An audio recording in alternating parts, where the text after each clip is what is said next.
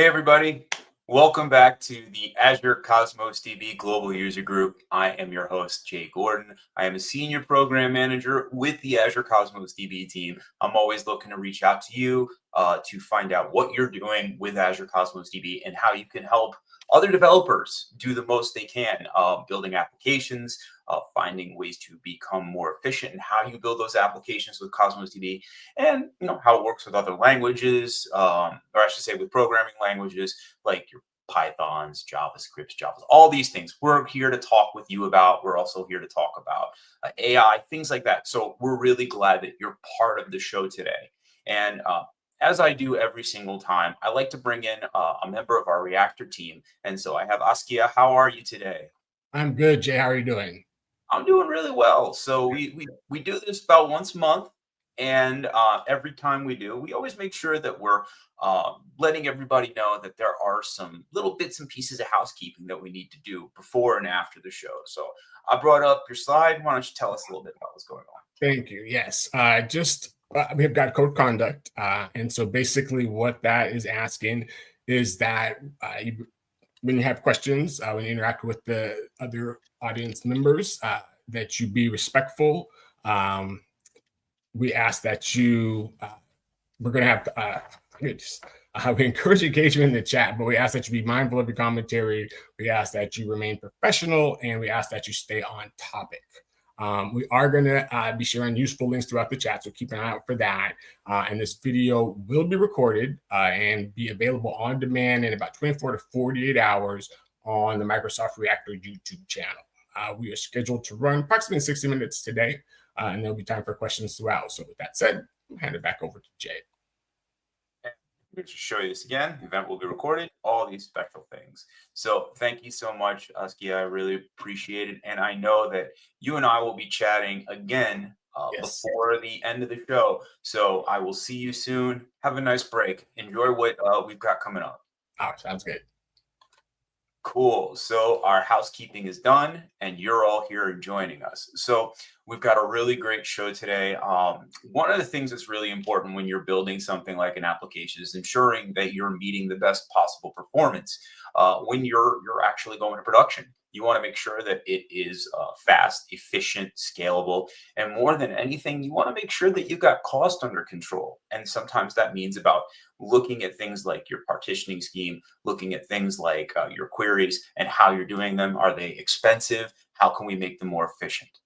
Well, one of the most important things that you can do as developer is performance tuning on your apps and your database. And to help me with that today, I've got a really great one of our MVPs, advocates, someone that goes all over the world and talks to people about Azure Cosmos DB. I'm talking about Hasan Savran. Hi, Hasan. How are you today?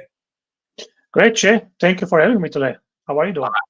I love having you here. It's always great. And I want to remind everybody that Hasan is going to be answering your questions at the end of this session today. So drop them in the chat. I will make sure to highlight them. And then when we get to the question and answer period, I'll make sure I mention it. And speaking of, I want to mention you, Hasan, and how much you're doing for our community. I'm going to give you a chance to kind of explain to people who you are, because I know not everybody's been to these sessions before. But I just want to say you as a contributor, it's been so huge. I watch you at all these different conferences. You're talking to people about Azure Cosmos DB. I don't know how you keep up, to be honest with you. You're really killing it. How did you get to become what I would call a Cosmos DB expert? And how did you end up coming to spreading the wealth around the world? Sure. Thank you again. I'm doing my best to kind of, communicate and kind of learn about what users are, looking for in Cosmos DB and, other kind of database engines that, Microsoft supports. So, really how I started is I started with my blog. I started to, write about the Cosmos DB in earlier days and try to kind of share what I know out there and what my experiences on my blog. Then, I say, okay, let's try, talking the, different conferences and start to have in-person experience. So that worked very well. And I'm really excited to kind of, attend and kind of go and meet with new people and, learn about their problems. with the Cosmos DB, and usually I just share these with you, Jay, and with the other members. So try to create that communication between you and the users, because at the end it's really not easy to kind of create a new community. It takes time, and but I think when we reach that point, it's gonna be like great, and I'm really working for that. That's fantastic, and I feel like we're all benefiting from the work that you're doing. I'm benefiting because I see how you're going out into the community and having these conversations and doing these presentations and meeting developers where they are, and at the same time, our community appreciates, because you're doing the very same thing for them. You're out there, you're sharing the knowledge. So you've got some knowledge to share with us today. And I think, like I was saying at the top of the show, it's a really important subject, because nobody wants an inefficient application, nor do they want an expensive app. And a lot of the tips that you're going to be giving us today can help kind of prevent these negative things that we don't want to happen when we're going into production. Correct. So I'm going to try my best to kind of give you some examples. And really, if you really think about it, most of the stuff, if you kind of follow the architecture of the Cosmos DB, and there are some like basic steps that you really need to pay attention. As long as you do those things, Cosmos DB can scale up very easily, and you won't have any kind of problems. If you did some of those by mistake in the beginning, it might be challenged to kind of try to find where the problem is. I guess that applies to any other kind of really the databases or any kind of technologies. So I'm going to try to cover those today. Great. Well, I am going to give the floor to you. And I want to remind everybody that while you're watching, if you have questions, just drop them in the chat and we will get to you as soon as we can. We'll probably do them at the end of the show. With that, Hasan, I'm going to hand it over to you. Great. Thank you again. Hi, everyone. So we are going to talk about how to performance tuning the Cosmos DB today. So really, mostly that's the agenda we have here. There's a couple of really important topic that you kind of need to kind of follow for the Cosmos DB. So the first one is going to be the physical partitioning. Before I start, I kind of talk about myself, so if you want to kind of follow me from any of these social media, I will be more than happy to kind of answer any of the questions later if you will have in future. So let's actually start with the physical partition. Physical partition is really like the fancy name of the database server. That's where the Azure Cosmos DB stays, where it's installed if it was locally on your computer. So there are two numbers here that you really need to watch. So those two numbers, one of them is the storage, which is the 50 gig. The other one is I call that horsepower, which one server can actually deliver, which is the 10,000 request units. So by knowing your size of the storage you have today, or you might have in future, you can guess how many servers you might end up with in the Cosmos DB. At the end, it's important because, whenever you are creating a new database, you are going to do all kind of planning, like, okay, how much storage I might have in 1 year later, in 5 years. So you can give a better estimate, how much this thing is going to actually cost. So that applies to Cosmos DB, and you can do that easily by having those limits in your site, so you can kind of figure out how many servers you might end up with. So Azure Cosmos DB is really it's almost like when you create the first database, it's almost like you are creating your kind of new first restaurant, right? So you have the restaurant, and what actually happens here is when you hit one of those limits here, 50 gig or the 10,000, you are almost like franchising this restaurant. So what really happens here is you end up with X number of other restaurants. They share the same menu, which is the data model, but there's no limit here. So you can create as many restaurants as you like. At the end, you are franchising it. So your data is not getting replicated. Your data is kind of different in each of those areas or the databases. And by knowing that two numbers, you can have the diagram very easily. So always we are saying, okay, Cosmos DB, there's no limits, as you can see, if you pass any of those numbers, you're going to have another server, another server, another server. Do we have an example for that? Actually, we have an example for that. Cosmos DB team actually shared this a couple of months ago, which is the scalability for the ChatGPT. ChatGPT became a popular one, and they started to add more features on the ChatGPT, and they started to have like a lot of users coming in, a lot of transactions happening, and they start to have a problem out there because, well, at the end, the database can be really easily the bottleneck of any kind of solutions. So in here, Cosmos DB actually helped them. And as you can see, there are two numbers that actually Cosmos DB share with the public. There are two other numbers that those are my guesses, which is the number of transactions and the storage. So if you look at it, ChatGPT actually pick a good partition key, which is the user ID. So each user, so we are grouping all the data by the user ID. As you can see, in the March 2023, we are looking like 2.3 billion of transactions actually hitting to the system. And they are actually adding more features or different models. That number is getting, going high pretty fast and pretty high here. So it jumped from the 2.3 to 4.7 and 10.6 billion per month. So that's a pretty big number to kind of handle. And as you can see, the number of physical partitions, which is our database servers, is actually getting large, respecting the number of the transactions here. So as you can see, we end up with 25,000 database servers. That is a lot. And as you can see, Cosmos DB can do this easily as long as you pick a great or good user ID in here, the partition key. So as the system scales up, our hardware scales up with us. So we don't need to worry about what is really happening in the backend because application or the Cosmos DB is smart enough to kind of scale up with our traffic. Now, other numbers that I see here is the number of transactions. Really, how I came up with this at the end, we know how many database servers, we know the transactions, so you divide it and you figure out how many, the transactions hits per physical partition or the server.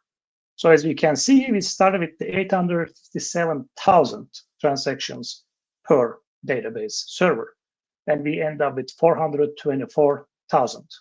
So as our application actually grow, the number of transactions hitting to the the partition actually went down, which makes the application even probably faster and smoother running. So at the end, this kind of tells you what you really need to do with the Cosmos DB. So you are gonna, actually increase the physical partitions by using the partition key. That's gonna be the download the Cosmos DB, but you can see that number of transactions is gonna be stable. So we are not gonna have really like a bottleneck in one, server as long as we have the great, good partition key for that. And my guess by looking at those numbers, if each, database server, if half is full is the 50 gig, so half is 25, we have 25,000.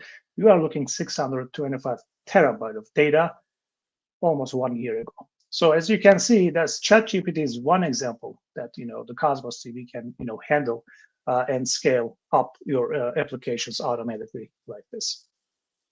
Now, the one example I see from many users, what actually happens here is, let's actually look at one of the structures here. Let's say we are saving orders in Cosmos DB. And let's say we have 202 gigabytes of data, the storage. Now, 202 is really not that small data. So by just looking at those numbers and knowing how many, the limits of each physical partition, we end up with something like that. We have 5 physical partitions, and it looks like you can get those numbers from the Azure portal too. It looks like one of the servers we have is 44. So by knowing, as I was talking about the limits, we know that when this thing gets closer to 50, this server is actually going to get split. So we are going to have another server coming up here soon, and this is going to get divided, and some of this data is going to go to the new server. So rather than 5, we are going to have 6. And also, it looks like we have 10,000 request units. So many people say, okay, what is request unit here? 10,000 request units really can actually deliver all these numbers to you. It can deliver 500 queries plus 500 reads plus 500 inserts plus 500 updates and plus 100 deletes per second. So this application is really it's a pretty busy application. It can handle all kind of things here. And also looks like the developer who work on this is really pay attention to what partition key we should pick, and he or she just picked the customer ID. And looks like most of the queries actually have a customer ID here. So this is a great, I guess, the solution for the Cosmos. So if you are the developer for that, kudos to you, because you did a great job. It looks like everything is going to work fine, and you did a great job. So this is working great, but this can break easily for one reason. And what is that? Many developers might think that Azure Cosmos DB might work just like the relational databases. Like in relational databases, you have an orders table, for example, and you have the customer ID column out there, and your manager might come to you and say that, well, this looks great. Let's actually work another sub project and let's use this orders table for that because we already have the data out there. So maybe we want to actually list the data by product, not the customer ID. So if that's the case, you want to actually list, which products are getting ordered, for example. It's a simple request, right? Well, it's a simple request, but you kind of need to actually respect the structure of this architecture you just created. Cosmos DB likes unstructured data. Cosmos DB still likes structured setup. In this case, okay, we are going to use the same orders container, but our partition key is customer ID. And what our manager is asking as well, we want to actually list by the product ID. So the customer ID is not going to be available. Now we have 5 servers. So whenever a request comes up like that, if the developer actually has the knowledge about the Cosmos DB, they might pick a different way to handle this. But if you don't have that much experience with the Cosmos DB, you might just say that, well, just like the relational databases, I can just put an index on that thing and everything will be fine. Well, that's not going to be the case in this case because, well, the index is really not going to help us because this query is actually going to start to go and hit each of the database engines we have. In this case, it's 5. But this is going to be a costly mistake if you are not going to cache this in QA or dev. So it's important to kind of make any of those, test anything in the dev and QA, especially with the query, how much actually it's going to cost us. So if that's going to be the case, this might actually affect the other solution we just delivered, which was working great. Well, because at the end, we have the requests for each physical partitions here, and this is going to start to actually push more pressure on each server, and that might potentially actually break the other solution we just had if this application is going to be busy like the other one. So if that's the case, then, if that happens, well, you kind of need to play with the rules here. If you don't play with the rules, unfortunately, this might happen, and you might need to try to find a different way to fix this problem. How can we fix this problem if you are in this situation? Because this situation is going to get actually worse if you don't handle it, because you can see that we have 44 here, 40 here, and 41. Those 3 is going to split soon. So whatever is costing right now might cost you much more because you're going to have 3 more servers here. So what do we do? Well, Cosmos DB actually has a great function or the feature change feed. Change feed actually takes the data and just, whenever an update and insert comes up, it just works as a CDC. You can see what has changed and you can do something about it. So in our case, we have 1 container, orders, and our partition key is customer ID. So if a project comes up like that to you, the first thing you should do, probably create another Cosmos DB container. And let's call this orders_product.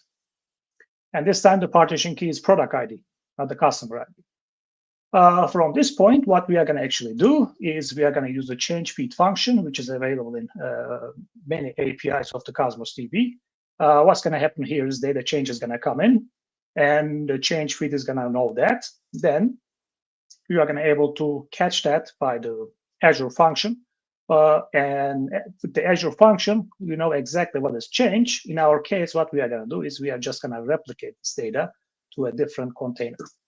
So the first thing you need to know here is this is going to cost you. This is not going to be free because it's going to be, charge you an insert for each changes happening here.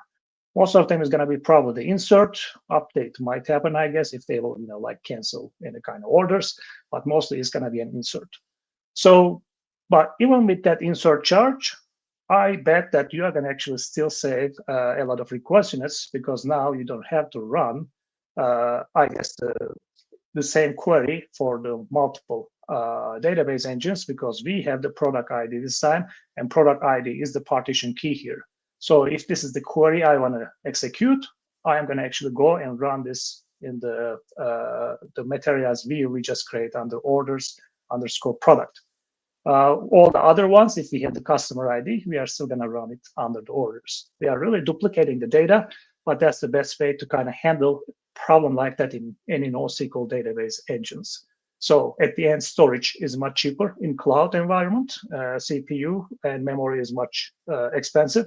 So handling this by the storage is the best, fast, and the cheapest way you can actually, do in Cosmos DB in this case. Other items I can talk about here is probably whenever you are querying the data, how can you make those queries a little bit cheaper? Well, you can use a point read function. Point read function can actually deliver only one document. So if you look at for example, the comparison here, point read is the fastest way to get the data, and it's the cheapest way to get the data, but it can return only one document when query can, return many. To be able to do that, you are going to need to use the partition key and the document ID. So you must have those two IDs available if you want to be able to get the data by the point read. So what does it really mean is whenever you are designing your UI, for example, let's say you have a grid on the screen. So you want to be sure that you have the partition key and the document ID somewhere. You don't have to display it, just hide it under every row. Whenever people clicks on it, for example, you actually go and run it by the point read as long as you have the partition key and the ID. So those decisions you really need to make in the beginning of your application or the solution. So you will be sure that you always have these two keys to be able to get the data faster and cheaper than query. So how those things work? Here, I think I have an example here. The first one is the query. So both of them actually returns the same data. In query, I am just looking at specific order ID and the customer ID. So this is going to return me one document. And this is the point read, which can run only by the SDK. And as you can see, I am using the read item async here, and I'm passing the order ID and the partition key. So as you can see, if my document, let's say, is 1 kilobyte data model, that point read is going to cost me 1 request units, when the query is going to cost me at least 2.3 or higher. So you are going to actually save a lot by using the point read if you can, have these two IDs available in your solutions. Next is about connecting the Cosmos DB. Now, there are many ways to connecting to Cosmos DB because at the end of the day, it's in the cloud, and sometimes it can be challenging to actually connect the cloud databases because of your company's security or any kind of firewall settings. It might be challenging. That's why I love the gateway mode, because gateway mode is using the HTTPS and single DNS point, and because of that, it's almost like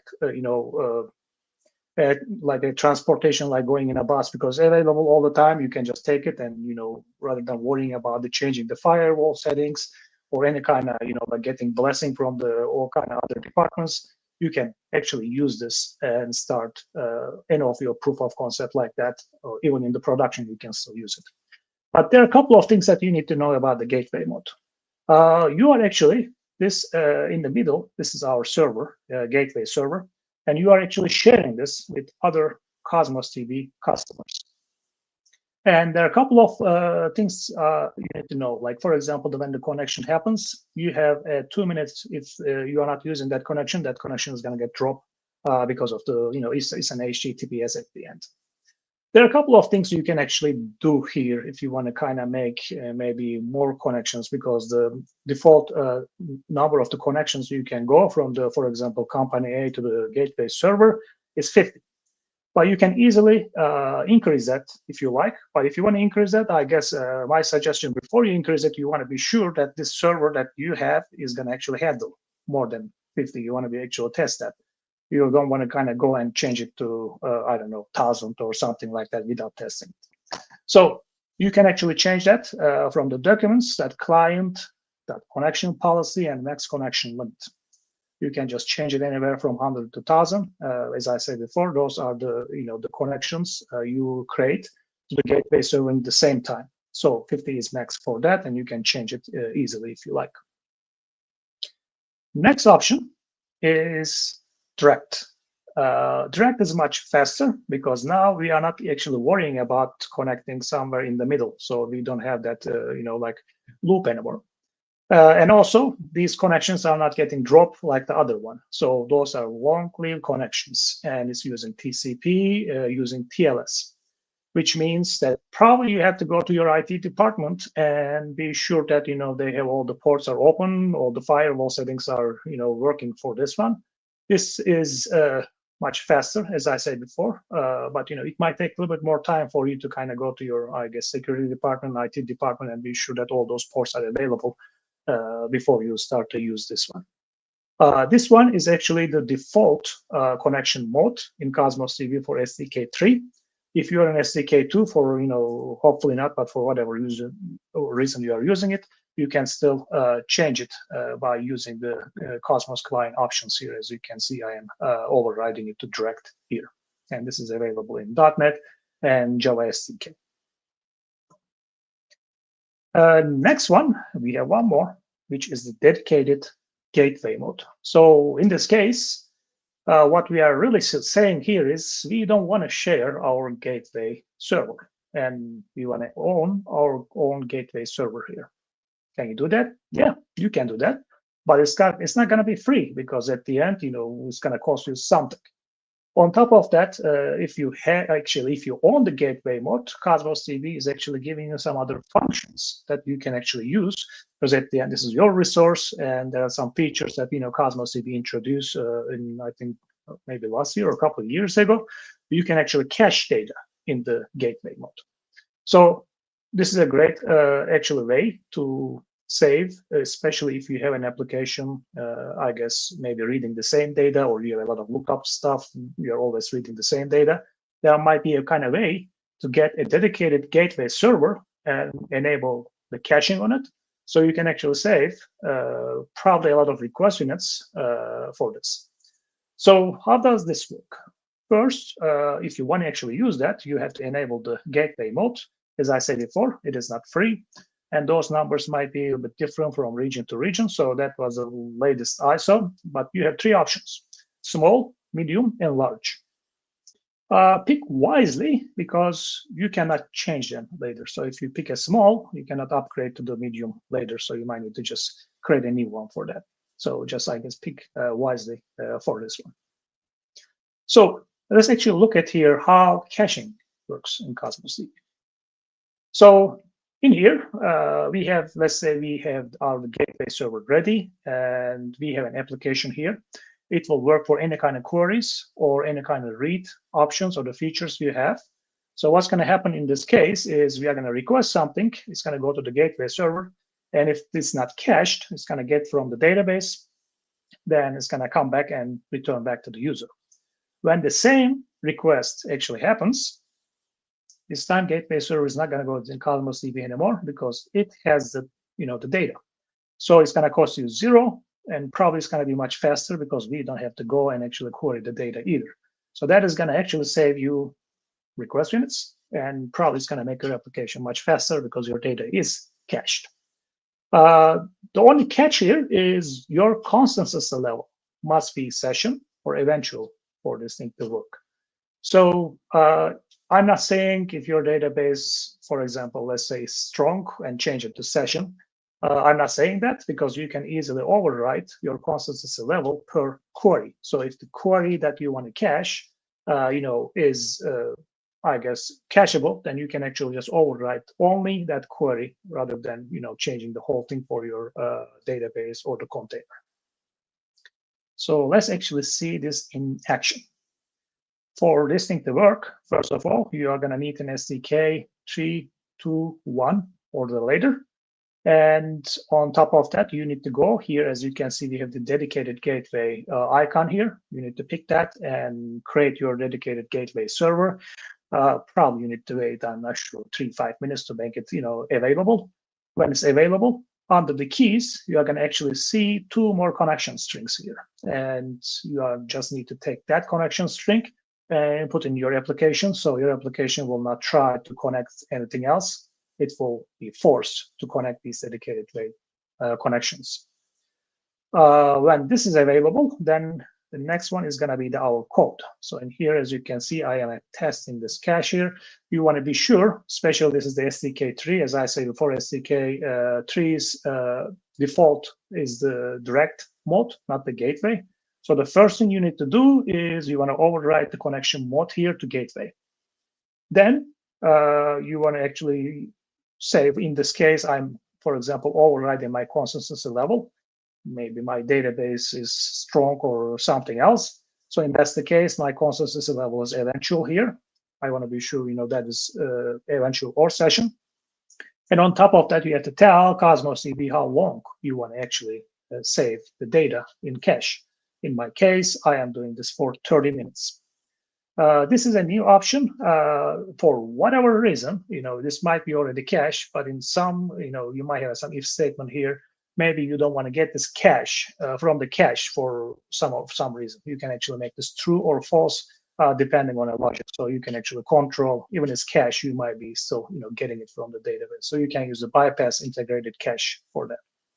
So when I run this query, actually, let's look at this query. What it says here, select all from posts and get all the posts ID less than 500. So when I run this, as you can see, the first one, it returns me 592 posts, and it costs me 32.25 request units.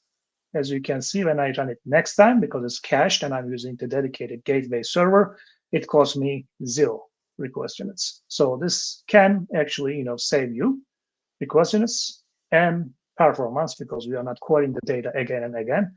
And if you have an application, again, using the same data, your data is not changing that much in your database. This is a great way to actually save some request units and keep your solution fast. All right, next is, let's actually talk about the SDK a little bit. So you might have, some aggregations happening in your query. For example, let's look at this one. We have a select top 10 from orders, and we are ordering by view count. When you look at it, looks pretty simple, right? But it's really not that simple because we might have a lot of orders here. Let's say we have maybe 1 million orders. So what we are actually asking here is we want to get the top 10 by the view count. So that can be really heavy query for the database, especially your data is not in a central place here. It looks like we have like 10 database servers.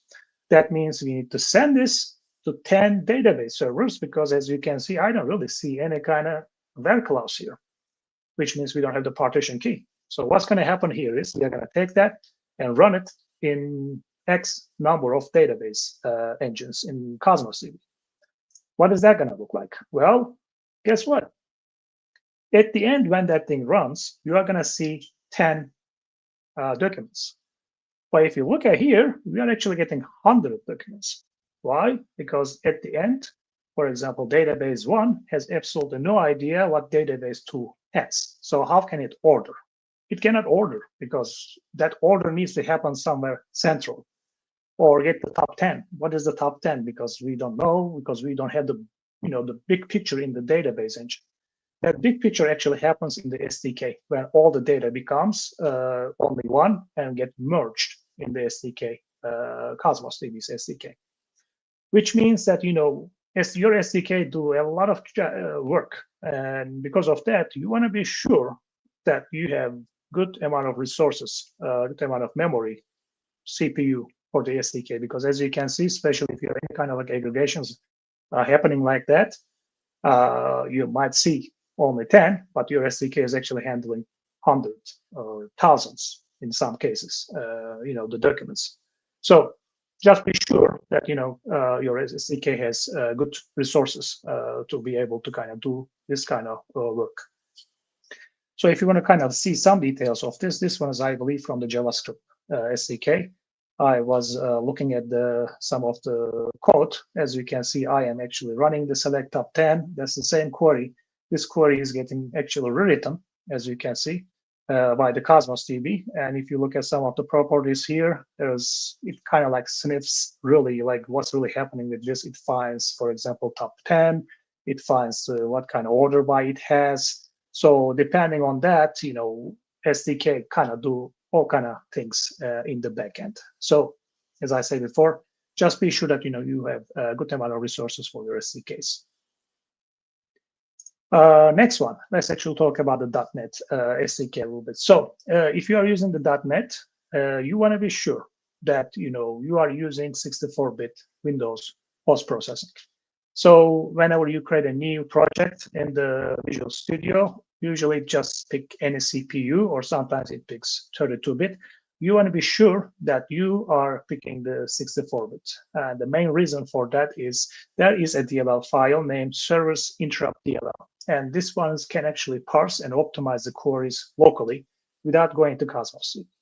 So this is going to just itself is going to save you a lot. So you want to be sure that you are picking the 64-bit, not any CPU or 32-bit. Next one, if you are using the default trace listeners, it can really cause high CPU and I/O bottlenecks. So you want to be sure that in production, you just disable that one.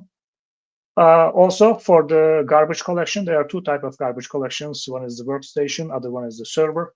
So if you are using this in production, you want to be sure that you are using the server one for the garbage collection.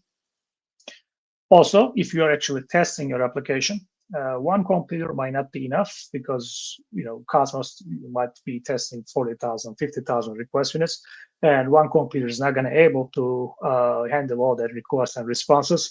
It might start to throw all kind of weird 429s or anything like that when Cosmos DB is fine because the computer actually cannot handle all this requests and responses.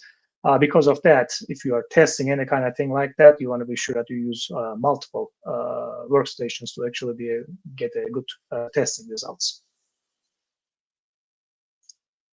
Next one is Stream API. Stream API is available in SDK 3.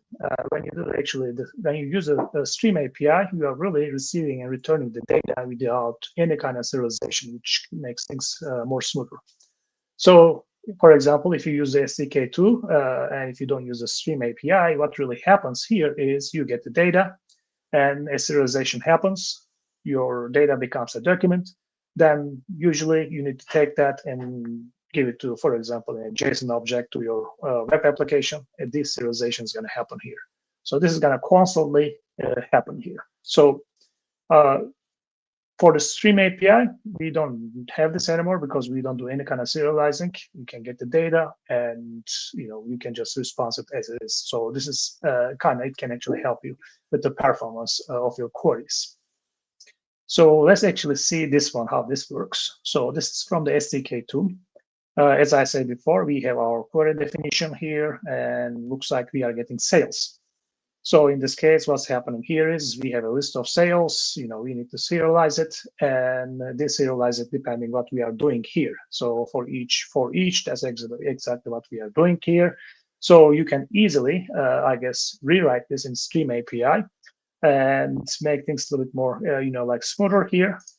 So in here, there's no serialization or deserialization. As you can see, we are taking the data. We are using the stream reader here and the JSON text reader. So the data comes up as stream, and we just take it as a JSON object. So in this case, well, we have the JSON object here. Usually, if it's a list of sales, well, in this case, we have the list of the JSON objects. You can just take it to the web application as it is in here. So Stream API works, but there's a couple of things in here that you need to have. Partition key is actually one of them. So you must have the partition key for this thing to work for the stream. So that's one of the, I guess, the catches here for Stream API.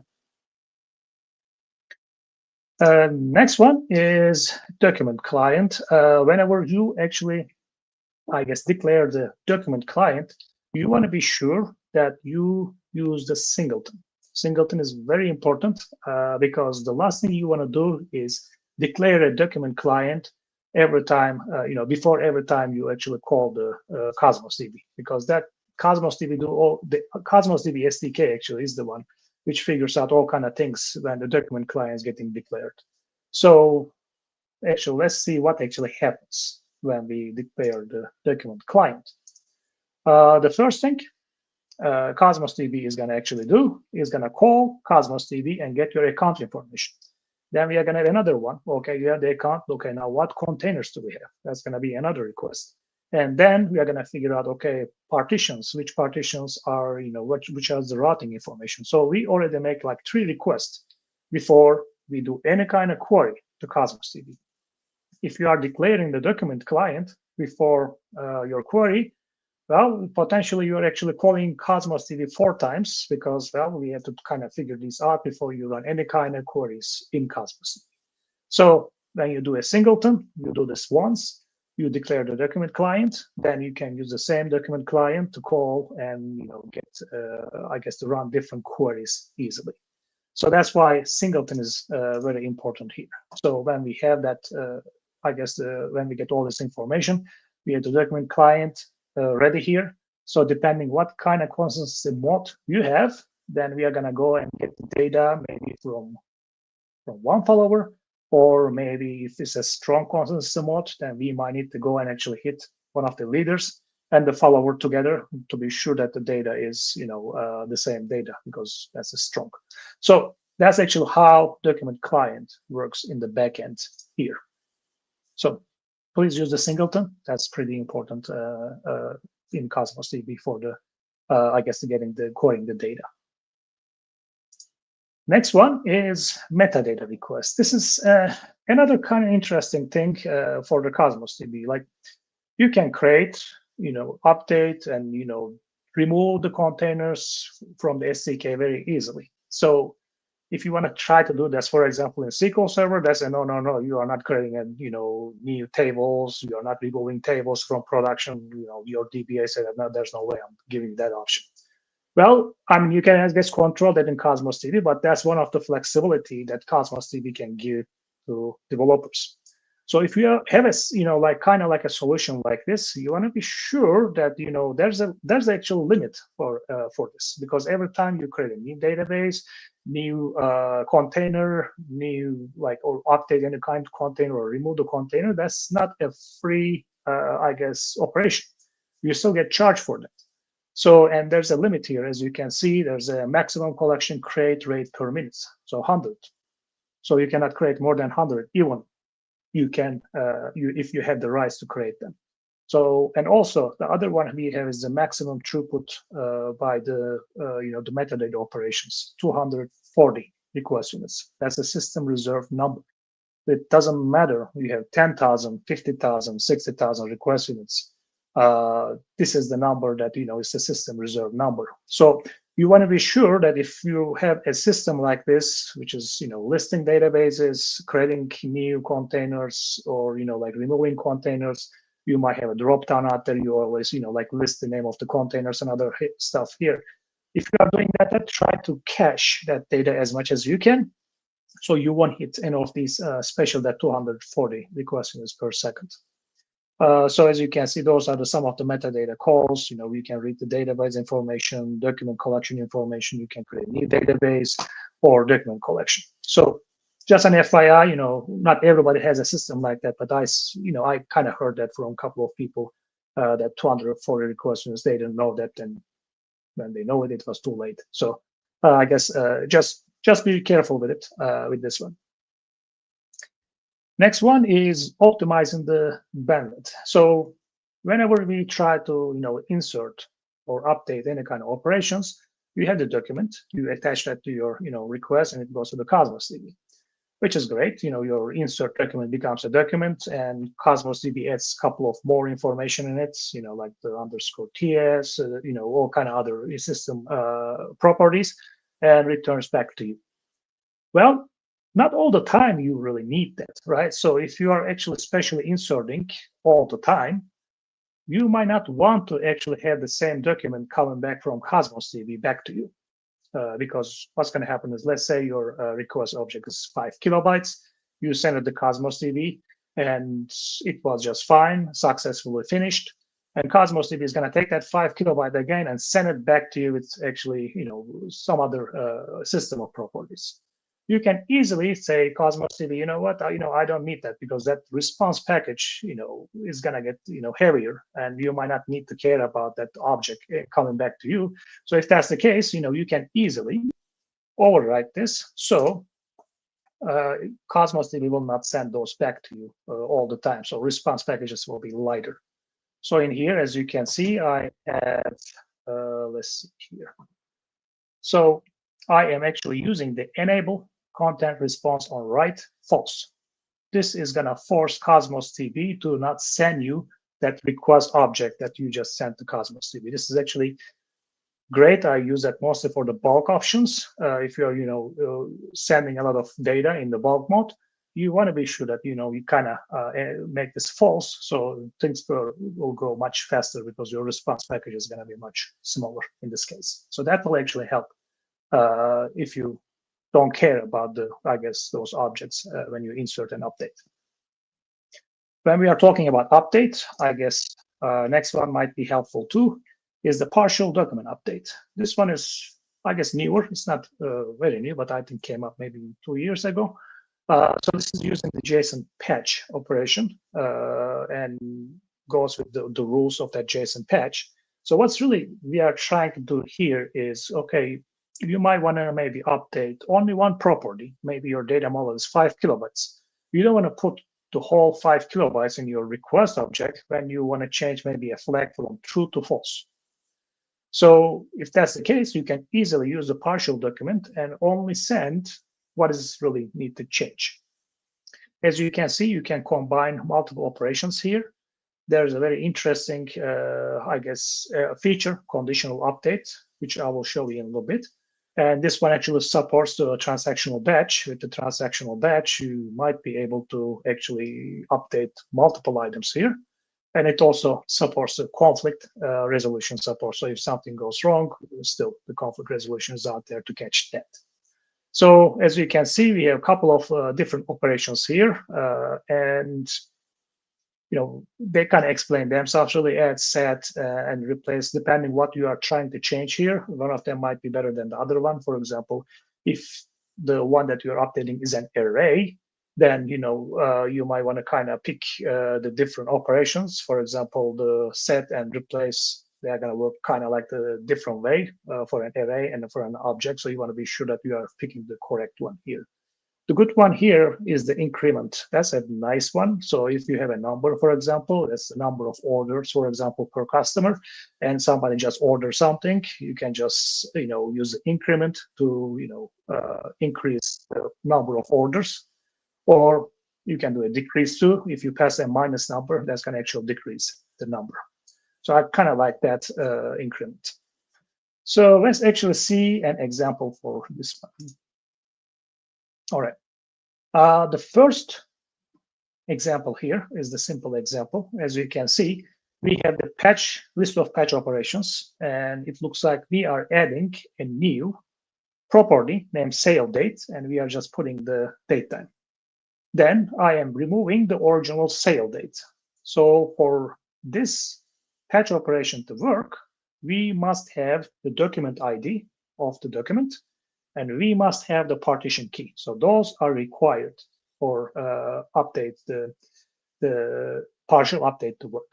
And as you can see, I'm saying the patch operations, these are the operations. So In that case, if my model is a 5-6 kilobyte of object, I don't have to send the whole object anymore. I only send what it really matters here. You might say that, well, that sounds great, and this might actually cost me less requests. That is, unfortunately, that's not the case. This is actually making developers' life easier. When it comes to requesting, it's going to be usually almost the same, because if you really think about it, Cosmos DB is still going to do almost the same thing. It needs to kind of go and look at that JSON object, open it, update whatever is necessary, close it, save it, and go back. So in Cosmos DB side, not that much stuff is changing. Most of the stuff is for the developers. You make the request packages much lighter, and you don't have to kind of take the whole object and send it to Cosmos DB. So I just want to kind of cover that before we go to the second option here, or the second example. So second example is actually giving a demo to, you can actually have a filter. So in this case, what I'm saying is, if the number of items is larger than 5 of this document I'm trying to update, then I am going to update this document. If the number of items are not larger than 5, this update statement is not going to go through. So as you can see, what I'm doing here is, again, I have my document ID, I have my partition ID, and what I'm trying to do here is I am adding a new property named audit. So it looks like I want to audit only if the number of items are larger than 5. If not, I don't need to audit anything. So it looks like I'm just adding this property here to my current model. And you can really use this by your advantage. You can, in this case, as you can see, I'm just making a smart decision by passing this filter. So that's a very useful case for the partial updates Cosmos DB. All right, the next one we are going to talk about is indexing. So there are three types of indexing mode in Cosmos DB. And the most common one is the consistent.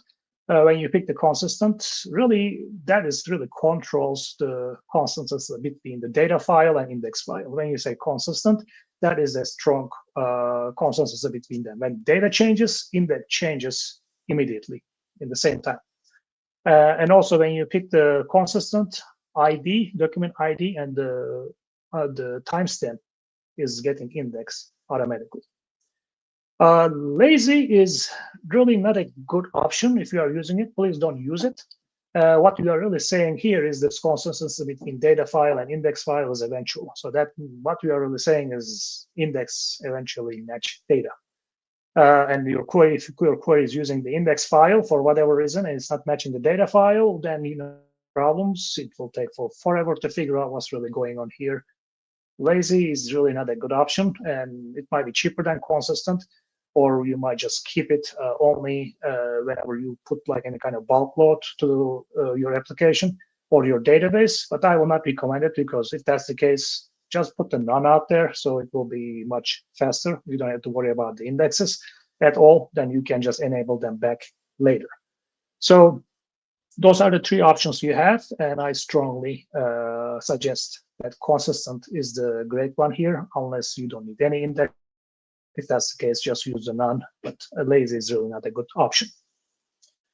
What type of index types we have? So last time, actually, I talked about this. There were only 3. Now we have more than that, which is great. That means we have more options coming up in the Cosmos DB. The first one is the range indexes, and that covers most of the the operators whenever we write query, like if x is equal to, if x is not equal to, any kind of range, x is larger than 5, x is larger than 10, or any kind of system functions, any kind of order by, as long as there's only one property, and all the joins. Range indexes actually handles all those.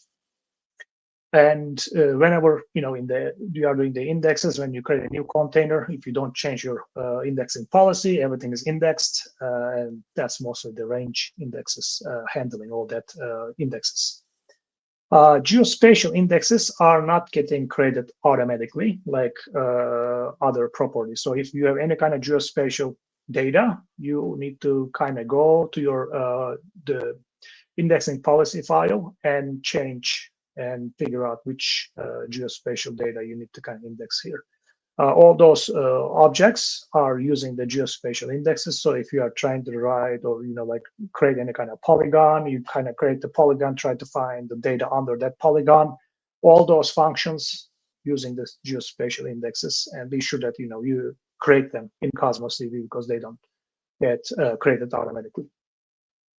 Third one is the composite indexes. Composite indexes is necessary if you have any kind of order by with multiple properties. If you have any kind of filters, like many filters, you might have 2, 3 properties in your where clause. So the composite indexes can be really very important for you because it can save you a lot of requests. In my experience, composite indexes saves a lot as long as you have a lot of data. So if you don't have that much data, you might not see that much change with the composite indexes. So if you have a lot of data and if you have a lot of kind of filters in your where clauses, or if you need to order by with multiple properties, composite indexes are great to use. And there is actually that indexing matrix you can actually use, and it might even suggest you if any kind of composite indexes might be useful for you. So you just enable the indexing matrix out there, and it can suggest you if you are missing any indexes. It can do with the composite indexes. So another new index type is the vector indexes. And as you know, Cosmos DB can be a vector store now, and it supports all type of vector index types. So we have a system function, vector distance. You can actually find the vectors by using that function. With this indexes, you can actually declare the dimensions and the types of the vector indexes whenever you are declaring it. And those are great. So if you have any kind of vector, you want to be sure that you are using this correct parameters and the correct vector indexes for that. One big suggestion is if you are using this vector distance system function, you want to be sure that you are using the top 10 or top 20 clause. So it won't try to go and find all the data. It will only give you, the top vectors that it finds closer to the other vector you are looking for. So that will give you a much faster and low-cost queries. So just try to use the top N clause if you have any kind of vectors, if you are trying to, query for vectors. The newest index type we have is the full text indexes. That one right now is in preview, and it will need the full text policies. So you need to create that first before you create any kind of indexes. That one is really with the full text policies. What you are really doing out there is you are just giving what language that text is in, and also you need to give the path where the full text is. So if you have a description out there, for example, let's say you have the review description or anything like that, you just need to tell Cosmos DB which language that is and what is the path. Then you can go and create the indexes of that path. As you can see, we have 4 different functions out there, and these are just, you can search by, for example, if you are looking for, I think there was an option, the search function was like, let's say you are looking for bicycles, you want to look red bicycle, you can actually give them together in one of those full text functions, and it will search all that descriptions, all the reviews, whatever you are looking for, and you can find those 2, 3, whatever special words you are looking for, and it can give back to you. So as I say before, this is still in preview, and depending on region, which region you are using the Cosmos DB in, this might not be available yet. So this is pretty early and just got announced. So, but it's exciting that we have one more way to actually look for data. So that's an exciting news. Whenever you are modifying any indexes, as I said before, if you are in a relational databases, you can just do those probably one by one. So you can create one index in this column.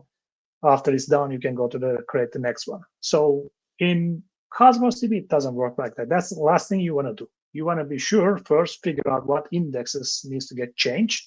Then you want to try to change them in the same time. You don't want to do them one by one. And the main reason for that is really, you might have 10, 20, 100 servers. So whenever you change an indexing policy, you are changing that in, X number of database engines. All of them has to kind of done. So it's a big job. So the last thing you want to do is, changing the indexes or dropping them, creating them one by one. Just be sure you do all of them together. And don't forget to exclude any of the properties. For example, you might have a description of an item, or you might have a review of an item. So in that case, you're not going to have that in your where clause, or you're not going to search for it unless I guess it's going to be a full text search. But if you are never going to use that in your where clause, just don't keep it in your indexes, because at the end, whenever you update, insert data, that means that Cosmos DB needs to go and change that in the index file too. So that is gonna cost you more request units, especially if you don't use it. Don't try to keep in your indexing files. If you are gonna try to actually keep everything indexed, your index file might get actually larger than your data file, and at the end you pay for the storage too. So just don't forget to kind of exclude all those items that you don't, I guess, use in your where classes. Hey Hasan, this is Jay. Just wanted to let you know we're getting a little over the time. I can give you a few more minutes, and then I'd love to get some Q&A. We've got a few good questions. Sure. Thank you, Jay. I'll give you some chance to wrap up, and then we'll go to that. So, right. Thanks. Thank you. All right, so another exciting one is the completed properties. So I'm going to try to go fast on this one. You can actually save a lot with the request units in here, because at the end we have the, everything is case sensitive. And as you can see, we are using the lower or the upper you might be losing. So you can easily create the completed properties. As you can see, I am creating it here under the CP post type. And rather than doing this way, I can actually search by this. And this is going to actually save you from 23.25. When I use that, it goes to 13.75. So this is a great option to actually save request units. And let's see here. I can maybe go fast on this one too. This one is the throughput. Don't forget, Cosmos DB actually offers you the reserve request units. So if you are sure that you are using the Cosmos DB for next 1 year, next 3 years, you want to be sure that you get the reserve capacity, so you can actually get 20 or 30% off, depending, how much request units you are using. So maybe you don't need to make all those, code changes. You can just save by only get the, reserve request units here. And the last thing I'm going to actually share here, this is a new one too for the priority-based executions. If there are some queries out there you have, and they are not really that important, you might be able to, change the priority level to low for them. So Cosmos DB will always execute the high priorities first before the low, especially if you're having 429 problems. This might be a kind of good option for you to just check this one out too. Well, thank you. And I hope everybody learned something new today. And you can, always follow me from any of those platforms, and I'll be more than happy to kind of talk about Cosmos DB or try to help you with your questions. Thank you so much, Hasan. I appreciate it. You did such a great job. And while I'm going to leave this up while I just get you a couple questions that I got from our audience. Sure. Nancy wants to know, when using enable content response on a write property, do you still receive back a success or failure? Yes, you do. Only thing you are not really receiving is the content that you just sent. So you will know it's success or failed. Gotcha. And then one more question. Is a point read something that can be used in MongoDB as well, which is serverless? So for the MongoDB, unfortunately, I'm not gonna able to. So I'm guessing it's the MongoDB API. If that is the case, I believe so. But I guess Jay, correct me if I'm wrong for that one. I believe that you can do like a primary key lookup that'll or a partition key lookup for doing point reads. So if you're using like the ID, I believe that you can do it that way. That's the best answer I can give right off the top of my head. Yeah. Cool. So just want everybody to remember, you can go here to find out anything you want about what Hasan is up to. Really always appreciate seeing how much you're out there. Now, before we say goodbye, Hasan, I want to bring in Askia because we've got some closing to do here. Yes. We do. Yeah, if you can put up my slide, Jay. Sure. Oh, thanks.